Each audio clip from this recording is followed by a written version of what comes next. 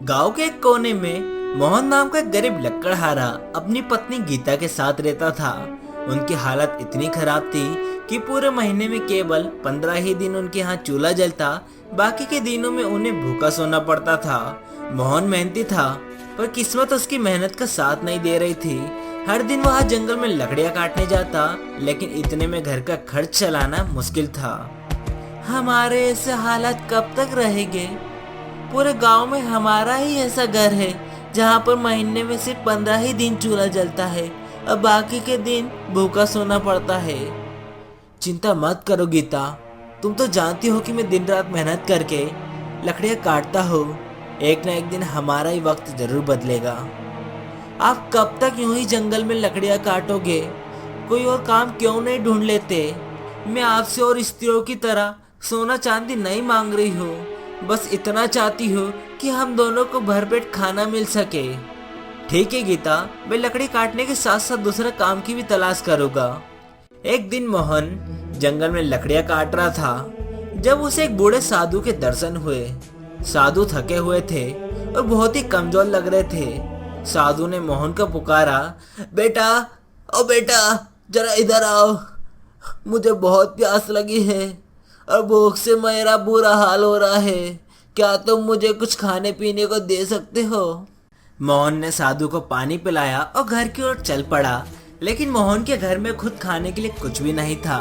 वह सोच में पड़ गया कि साधु को क्या खिलाए। जब मोहन ने गीता को सारी बात बताई तो गीता ने उसे कुछ अनाज और दाल दी जो उनके पास बची थी। गीता का दिल दयालु था और उसने अपने हिस्से का खाना भी साधु को देने के लिए कह दिया। मोहन ने साधु को भोजन कराया। साधु ने भोजन करने के बाद मोहन को आशीर्वाद दिया, बेटा, तुम्हारे अंदर दया और करुणा है। आजकल ऐसे लोग बहुत कम होते हैं। मैं तुम्हें 3 वरदान देना चाहता हूँ, सोच समझ कर मांगो। मोहन दुविधा में पड़ गया कि वो आखिर इनसे क्या मांगे। उसने साधु के सामने 3 मांग रखी। बाबा, मुझे ऐसा वरदान दीजिए कि मेरी इस कुल्हाड़ी को जो भी हाथ लगाए वह मेरे हुक्म के बिना इसे छोड़ नहीं पाए। दूसरा वरदान ये दीजिए कि इस कुर्सी पर जो भी बैठे वह मेरे हुक्म के बिना यहाँ से उठ ना पाए। और तीसरा वरदान ये दीजिए कि इस थैली के भीतर जो भी सिक्का रखूं वह मेरे अलावा कोई और निकाल ना पाए। मोहन की सारी इच्छाएं सुनने के बाद साधु ने कहा, तथास्तु। साधु ने मोहन की सभी इच्छाएं पूरी कर दी और वहां से चले गए। मोहन घर वापस चले आता है और सारी बातें गीता को बताता है। आपने मांगा भी तो क्या मांगा? कम से कम हमारे हालात के बारे में ही सोच लेते और कुछ खाने पीने का ही मांग लेते। मोहन ने गीता को आश्वासन दिया कि इन वरदानों से उनका जीवन बदल जाएगा।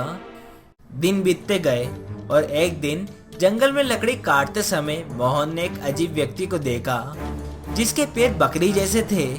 वह कोई और नहीं बल्कि शैतान था, जो लोगों को अपने जाल में फंसाकर गुलाम बना लेता था। तुम बहुत परेशान दिख रहे हो, मेरे साथ काम करो, मैं तुम्हें ढेर सारी सोने की मोहरें दूंगा। मोहन समझ गया कि शैतान उसे फंसाने की कोशिश कर रहा है, लेकिन उसकी गरीबी ने उसे मजबूर कर दिया। ठीक है, मैं तुम्हारे साथ काम करूंगा, लेकिन मुझे 1 साल की मोहलत चाहिए। शैतान ने उसे कुछ सोने की मोहरें दी और कहा, ठीक है, 1 साल बाद मैं तुम्हें लेने आऊंगा। शैतान सोने की मोहरें देकर वहां से चला गया। मोहन घर लौटा और गीता को सारा किस्सा सुनाया। वह सोने की मोहरें देखकर बहुत खुश हुई, लेकिन उसे चिंता भी थी कि 1 साल बाद शैतान वापस आएगा। आपने बहुत बड़ी गलती कर दी, शैतान से कोई समझौता करना खतरनाक हो सकता है। मोहन ने गीता को दिलासा दिया कि वह किसी भी स्थिति में शैतान को मात देने के लिए तैयार है। देखते देखते 1 साल बीत जाता है और शैतान मोहन को लेने के लिए आता है। क्यों बेटा, तुमने अपना सारा काम खत्म कर लिया ना? अरे यह क्या, ये तो शैतान है, लगता है मुझे ही लेने आया है। अरे 1 साल हो भी गया। कमजोर बनने से काम नहीं चलेगा, कोई ना कोई उपाय तो करना ही पड़ेगा। अब मैं क्या करूं?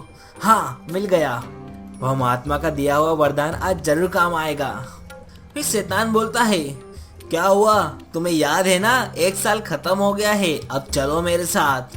हाँ चलता हो, मुझे मालूम है 1 साल पूरा हो गया है, और वैसे नहीं जाओगा तो आप छोड़ेंगे क्या? पर अगर मैं यह काम खत्म कर लेता तो मेरे बच्चों के लिए बहुत अच्छा होता। अब आप समझ ही गए होंगे कि आप मेरे मालिक हैं, तो क्या मुझ पर एक उपकार करेंगे? उपकार? कैसा उपकार? जब तक मैं सबसे मिलकर आता हूँ तब तक आप ये कुल्हाड़ी लेकर थोड़ा सा ये लकड़ी काट दीजिए, बस इतना सा उपकार कर दीजिए मुझ पर। अच्छा, ये भी कोई काम है? ठीक है, तुम जाओ, तब तक मैं कुछ लकड़ियाँ काट देता हूँ, तुम जल्दी से सबसे मिलकर आ जाओ। शैतान लकड़ियाँ काटना शुरू करता है। कुछ ही देर बाद वो कुल्हाड़ी को छोड़ने की कोशिश करता है, लेकिन वह ऐसा नहीं कर पाता।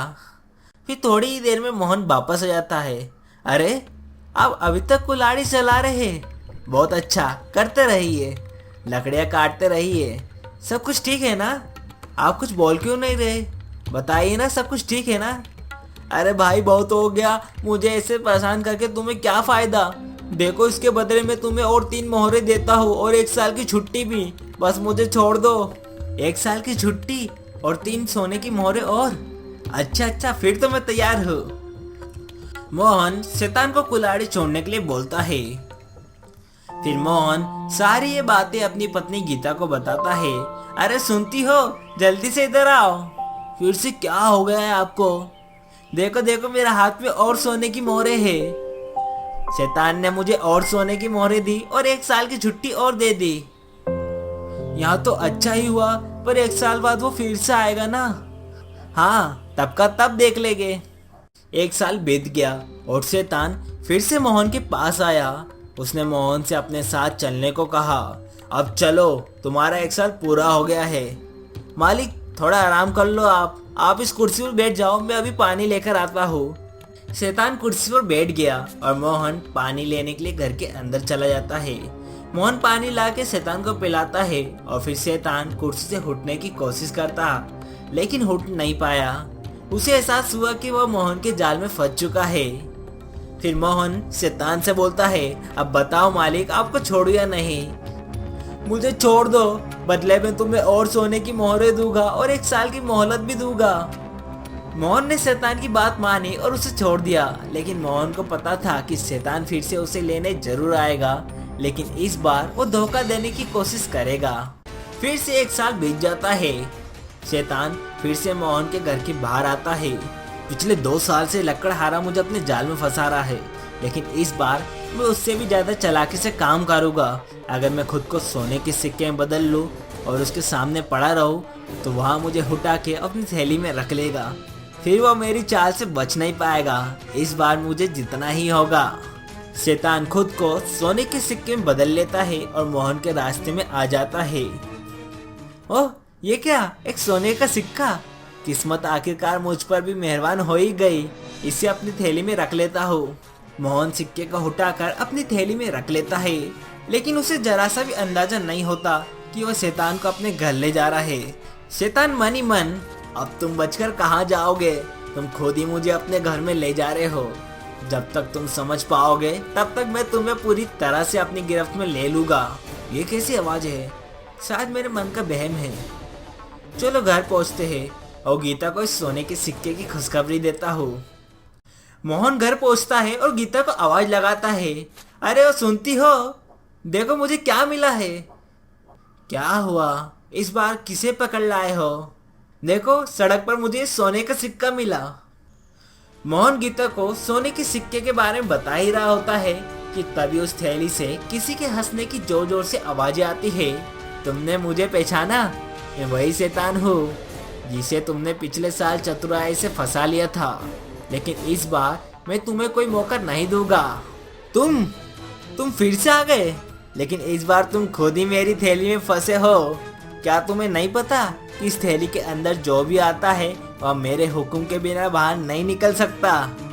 फिर शैतान गुस्से में बोलता है, तुम्हारी ये चालें मुझे बार बार फंसा देती है। मुझे छोड़ दो। इस बार मैं वादा करता हूँ कि तुम्हें 7 सोने की मोहरें दूंगा और फिर कभी तुम्हारे पास नहीं आऊंगा। 7 सोने की मोहरें और फिर कभी नहीं आओगे? यह तो बहुत ही अच्छा सौदा है, लेकिन याद रखना, अगर तुम फिर से कभी मेरे पास आए तो मैं तुम्हें फिर से इस थैली में बंद कर दूंगा और तब तुम्हें मुझसे कोई भी नहीं बचा पाएगा। मुझे माफ कर दो, मैं कभी तुम्हारे सामने नहीं आऊंगा। मोहन शैतान को थैली से बाहर निकालता है और शैतान उसे 7 सोने की मोहरें देकर तुरंत वहां से भाग जाता है।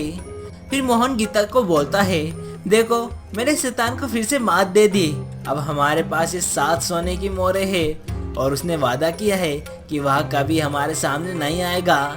गीता हंसते हुए कहती है, तुम सच में बहुत चालाक हो, अब हमें किसी भी चीज की चिंता करने की जरूरत नहीं है। लेकिन हाँ, अगर वह शैतान फिर कभी हमारे पास आया तो उसे सबक सिखाने के लिए मैं तैयार हूँ। अरे अब चलो खाना खाते हैं। अब हमारे पास इतना कुछ है कि हम खुद भी सुखी रह सकते हैं और दूसरों की मदद भी कर सकते हैं। दोनों हंसते हुए घर के अंदर चले जाते हैं। तो साधु के उन 3 वरदान से मोहन की जिंदगी बदल जाती है। मोहन और गीता के जीवन में खुशियां लौट आती है और उन्होंने अपने अनुभव से सीख ली कि बुद्धिमानी और धैर्य से हर कठिनाई का हल निकाला जा सकता है। इस कहानी से हमें यह सीख मिलती है कि संकट के समय में भी धैर्य और बुद्धिमानी से काम लेना चाहिए। सही समय पर सही निर्णय लेने से बड़ी मुसीबत भी आसान हो जाती है।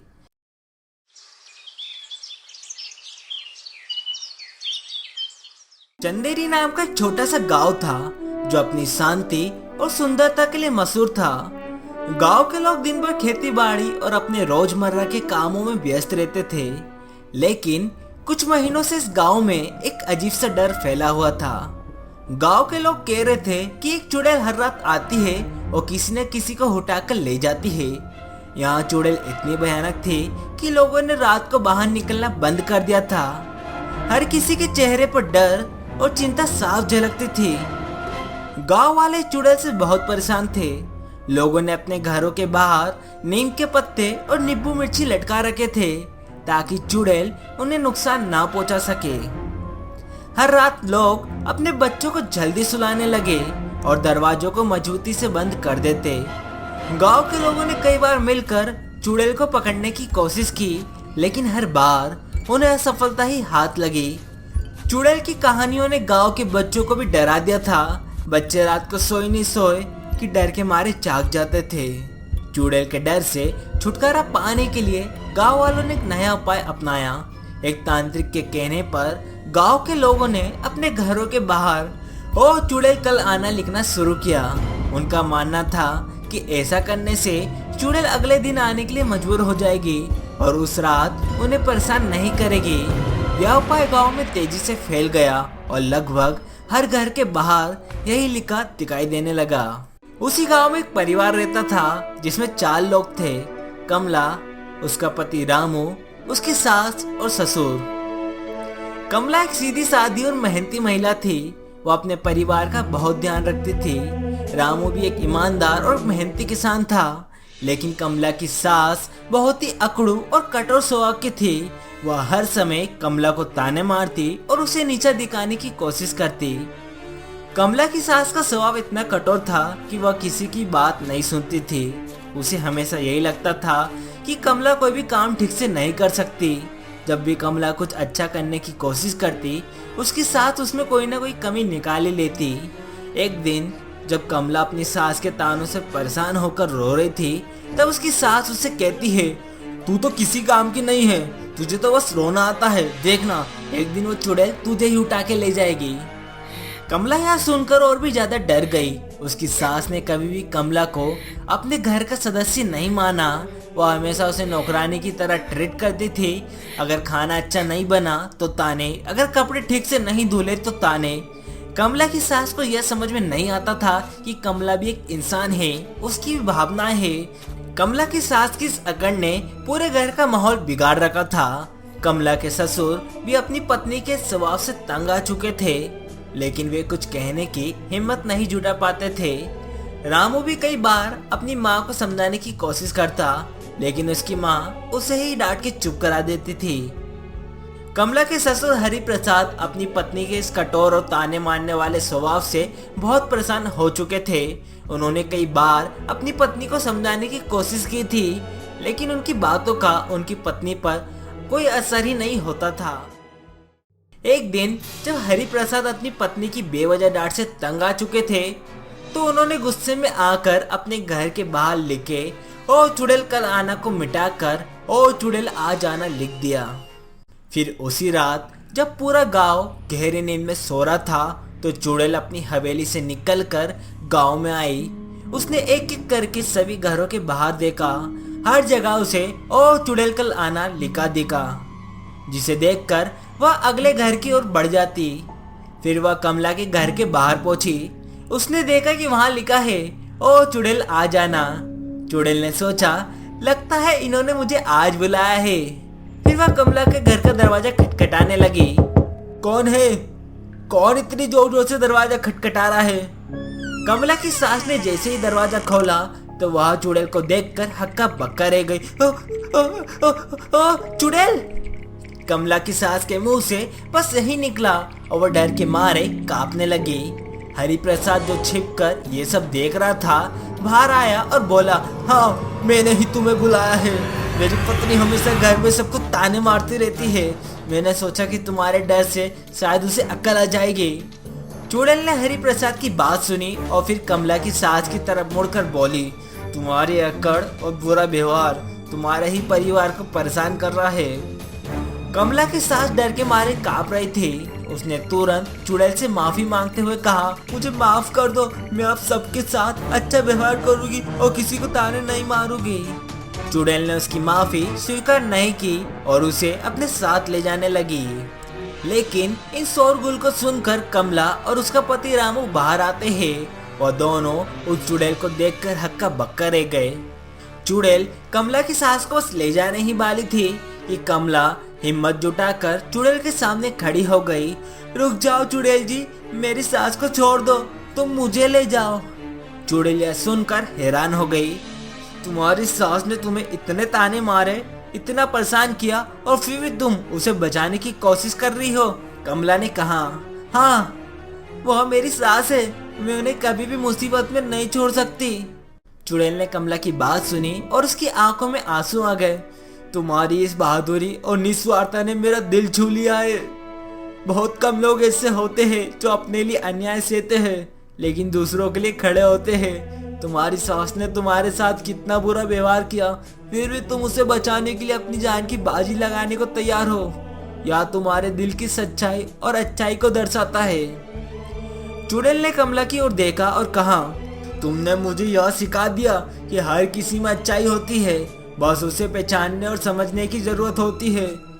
तुमने अपनी सास के प्रति जो प्रेम और सम्मान दिखाया है वह अद्वितीय है। अब मैं समझ गई हो कि सच्ची शक्ति नफरत या डर में नहीं बल्कि प्रेम और करुणा में होती है। चुड़ैल ने कमला की सास की तरफ मुड़कर कहा, तुम्हें अपनी गलती का एहसास हुआ, यह तुम्हारे लिए एक मौका है। अब तुम अपनी बहू से प्यार और इज्जत के साथ पेश आओगी। अगर तुम ऐसा नहीं करोगी तो अगली बार मैं तुम्हें नहीं छोड़ूंगी। कमला की सास ने यह सुनते ही चुड़ैल के पैरों में गिरकर माफी मांगी और वादा किया वह अब से कमला को अपनी बेटी की तरह प्यार करेगी और उसे कभी भी ताने नहीं मारेगी। चुड़ैल ने एक बार फिर कमला की ओर देखा और कहा, तुम्हारी इस हिम्मत ने मुझे भी बदल दिया। मैं अब इस गाँव को हमेशा के लिए छोड़कर जा रही हूँ, लेकिन याद रखना हमेशा अपनी अच्छाई और साहस को बनाए रखना। चुड़ैल के शब्दों ने गांव में एक नया अध्याय शुरू कर दिया। इसके बाद वह अदृश्य हो गई और उसके जाने के बाद गांव में फिर से शांति और खुशहाली लौट आई। कमला की सास का स्वभाव सच में बदल गया और वह अब सबके साथ अच्छे से पेश आती थी और किसी को ताने नहीं मारती थी और उसका परिवार फिर से एक साथ हंसी खुशी रहने लगा। गांव वाले भी राहत की सांस ले रहे थे कि अब चुड़ैल का डर खत्म हो गया है। इस घटना ने गांव वालों को भी सिखाया कि प्रेम, करुणा और साहस से बड़ी मुसीबतों का सामना किया जा सकता है। और इस तरह चंदेरी में फिर से शांति और खुशी का माहौल बन गया। इस कहानी से हमें यह सीख मिलती है कि बुरा व्यवहार और ताने किसी के भी जीवन को कठिन बना सकते हैं। हमें हमेशा एक दूसरे के साथ अच्छे से पेश आना चाहिए और किसी को नीचा दिखाने की कोशिश नहीं करना चाहिए। अगर हम अपने स्वभाव को सुधारने और सबके साथ अच्छा व्यवहार करें तो हमारा जीवन और समाज दोनों ही सुखी रह सकते हैं।